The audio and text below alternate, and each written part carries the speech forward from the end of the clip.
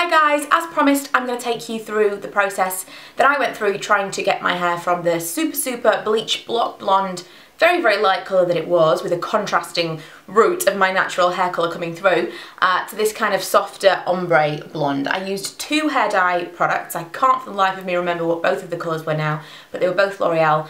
One of them was from the new Blonde Legends line, and that wasn't the perfect colour to use, but I'm still not 100% certain there would be a perfect colour to use. The main reason for that is that I had no colour in my hair. So if you're a hairdresser, you'll know what I'm talking about. I'm kind of shocked with myself that I had no idea that this was even a thing, because I've been dyeing my own hair for years and years and years. And when I came to want to tone down my very bleach blonde hair, my hairdresser said, that's going to be really difficult.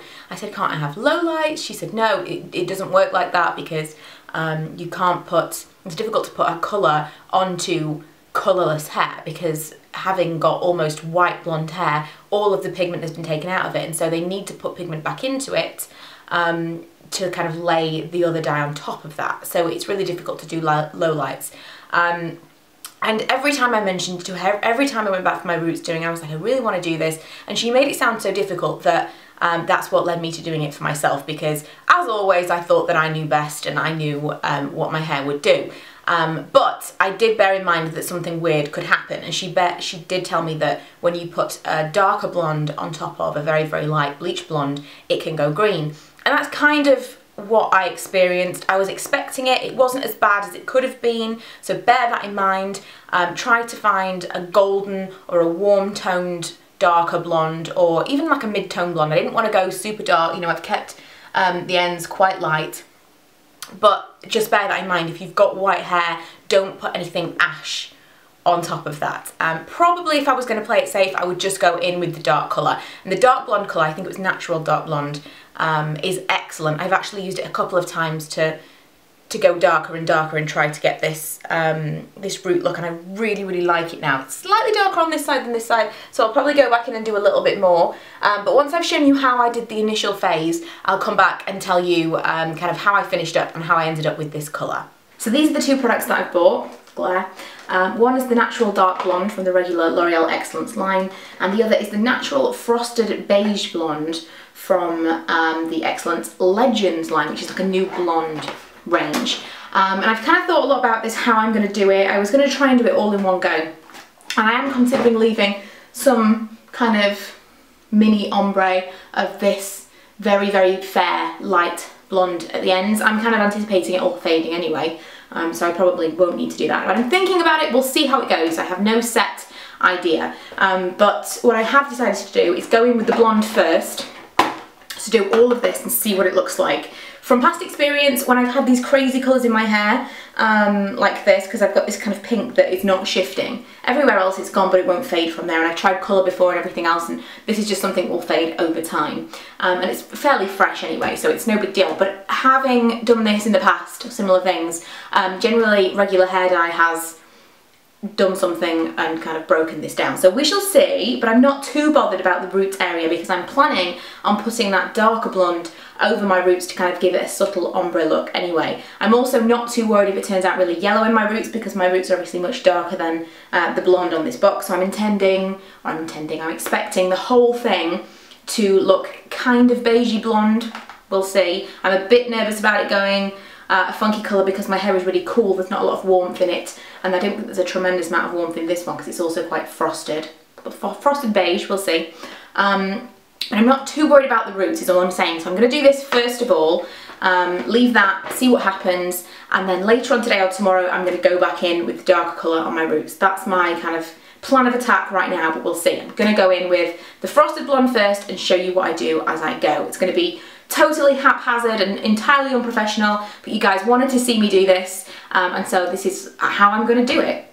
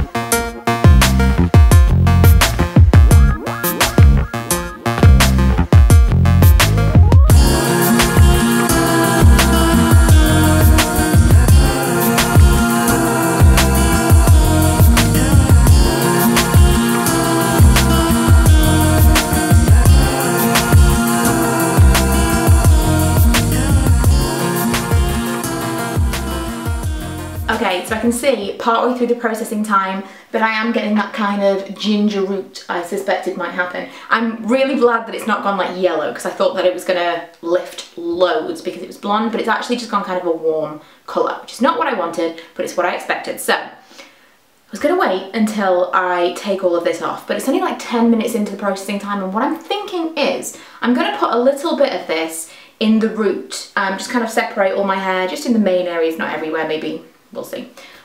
You know, I don't like to do a thorough job, a real quick half-assed job. So I'm thinking I'm just going to kind of separate my hair into the main quadrants and stuff, and put some of the darker dye on, the dark blonde one, because this is my thinking behind it. It might blend better. I don't know, I have no idea what I'm doing, just making it up as I go along, but I'm thinking that I'll do that. And I'm not going to use all of it, so worst case scenario, when I wash it out, if it's still got that warmth that I don't want, then I'll do it again. But I'm thinking, in the interest of saving time and potentially it blending better, I'm going to do this. I might kind of wipe away with some tissue the dye that's there, so that this is going to take a little bit better, but that's what I'm going to do next.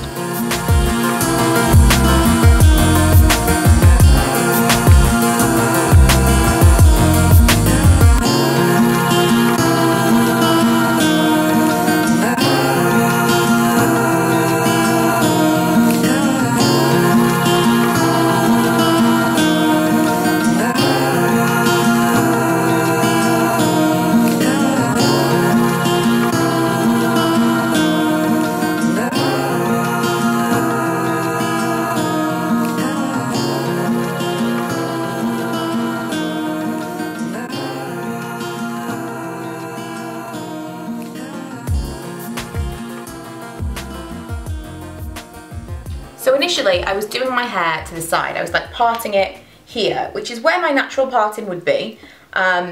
This is kind of how I wear my hair most of the time. Part of the reason I wanted to stop bleaching my hair was because I've experienced some serious breakage along my parting. So just like all here, really, if you can see that, all along here I've got kind of tufts of shorter hair. And so I was doing it on this side, and then I soon realised I wasn't going to want to wear my hair like that because I kind of want to cover that up and I want to protect it from further breakage. And the fact that it's in my parting line, it probably, for me, that tells me that they started there first with the bleach and then left it on for too long at some point. I'm not someone that heat styles my hair very often, and I try to be relatively gentle with it.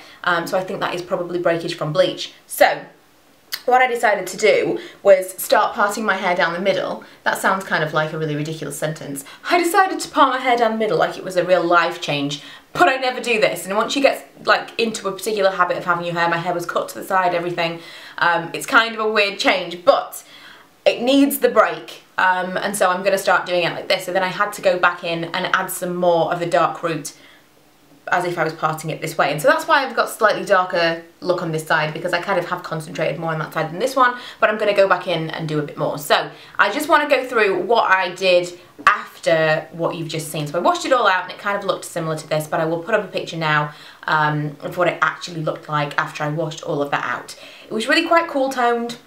It was very, very dark, kind of just here. So when I put my hair back, it seemed to be kind of one block of dark, and then it was more blonde on the other side, which is nice. I liked that, but I wanted it to be slightly more even.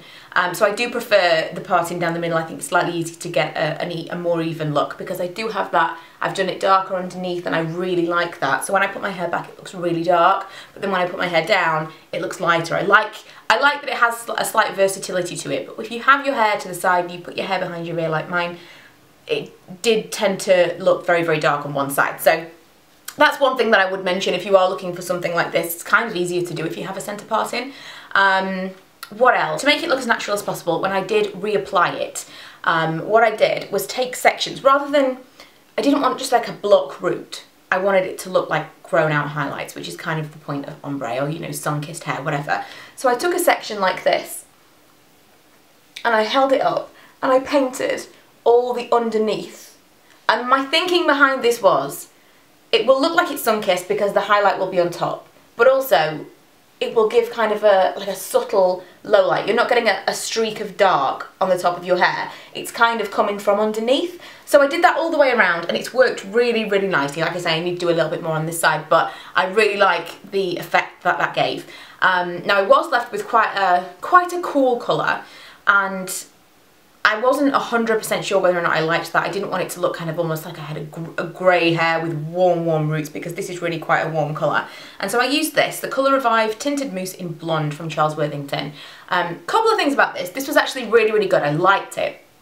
It was really effective. You put it on damp hair, so when you've washed your hair, I think you can condition it if you want, then you towel dry it and you put this all over your hair as evenly as possible, comb it through, make sure it's all good, and then you blow dry it. You don't have to blow dry it. I read that somewhere, but on the bottle I don't think it says that you have to blow dry it. It's just kind of to make sure that the colour doesn't go anywhere, because you have effectively got a tint on your hair. So if you don't blow dry it, if you lie down somewhere or whatever, the colour could transfer. So that's the only thing to mention there. But I don't think that the blow drying action, you know, the heat or anything, is actually relevant to the process. It does just leave a tint in your hair. It's temporary. I've washed my hair a couple of times since. I don't think it's quite as warm as when I first applied it. I will show you now kind of a before and after, the day before and the day after I actually applied this, and you can see quite a difference, I think. Now, for one, it did darken the colour, so that did worry me slightly, because when I first did it I thought, oh, this has actually added quite a lot of colour, it's not quite what I wanted. But it also blended everything really well. So if you were to do this directly onto your bleached white blonde hair, I think this could be a really great product to kind of skip that first initial section of putting, because I put that kind of a medium light blonde on first of all, trying to tone down the white blonde, which is what left me with the weird green tones in my hair, or grey tones in my hair in the first place. But if you wanted to skip that altogether, you could probably go straight in with the dark root, and then when you're all done and dusted, when it's towel dried, then put this on, because I think that would probably do the job of that first colour. But it's, one, less commitment because it can actually wash out, and two, it's actually going to blend everything a little bit better. That's what I found this product did anyway. And it is washing out, and I quite like the idea that as it gets cooler, I've still got that variation, because I get so bored with my hair. So as it gets cooler, I've got something a little bit different, and then when I want it to go warmer or make it look slightly more blended or darker again, I can do this. Really like this. I'm actually tempted to try the one for brunettes, just to see what kind of colour it would add. Not all over my hair necessarily. I think I would try a section first, but just to see how much of a temporary tint you could get in blonde hair if you wanted to go darker for like a week. If it was really temporary, that would be really interesting. So if you've tried that, let me know. But I wanted to mention this because it's been a great product through this process, because of those bizarre kind of ash grey-green tones that I did get from that initial blonde application.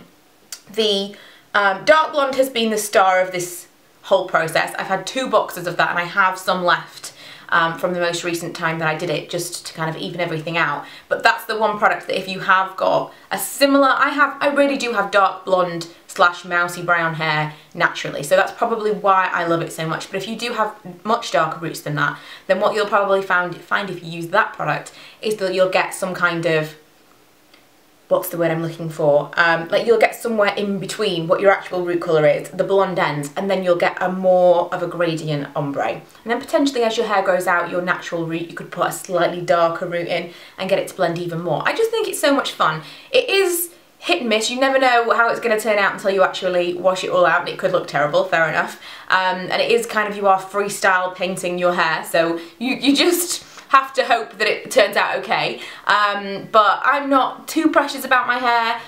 I mean, you know, I'm not going to tell you I don't care, because I do. If I have a really bad headache, then I'm in a bad mood all day. But I'm not like, if it all goes wrong, I'm not going to cry and whatever, you know. These things are all rectifiable. Worst case scenario, I dye all my hair dark and, you know, start all over again.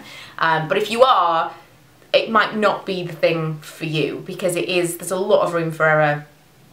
It's easy to spill the dark colour onto a part of your blonde that you don't want to affect. It might be better to do it professionally. I don't want to kind of say this is a really easy thing to do, why don't you go and try it instead of doing it professionally, and then you ruin your hair and blame me for it. But if you do dye your own hair, and if you do have experience of dyeing your own hair, it might be worth having a go, you know.